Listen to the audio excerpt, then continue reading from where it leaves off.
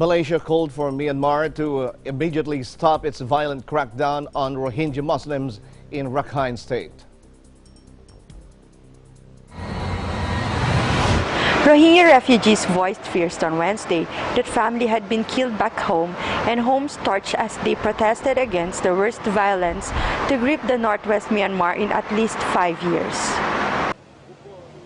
On August 30, police officers arrested 44 ethnic Rohingya after thousands of them protested against the Myanmar government outside the Myanmar embassy and also near Ampampat.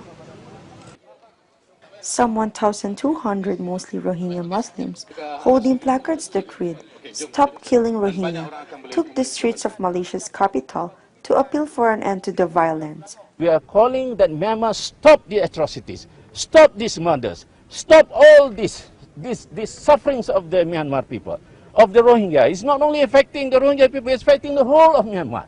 We want a peaceful region. We want a peaceful country. We want to have good relationship. But what you are doing now, Aung San Suu Kyi, you are to be blamed.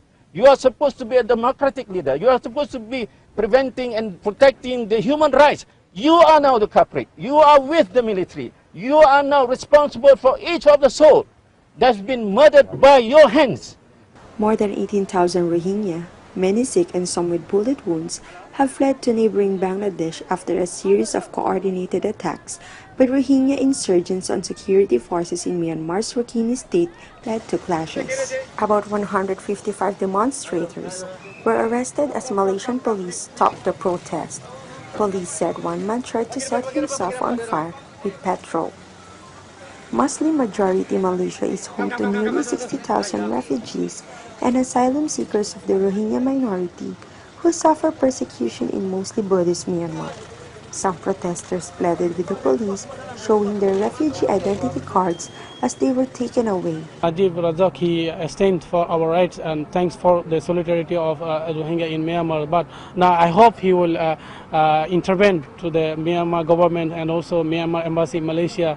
He must to pressure to the Myanmar government to stop the genocide, because every time now is still going on, burning house, burning peoples and raping girls and women is still going on. The Rohingya are denied citizenship in Myanmar and regarded as illegal immigrants despite claiming roots that date back centuries. At least 109 people were killed in the recent violence in Rakhine, most of them militants, but also members of the security forces and civilians.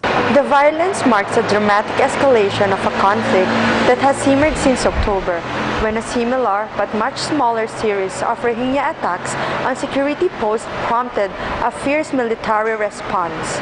From Eagle News Service in Kuala Lumpur, this is Rose Victoria and I'm 1 with 25.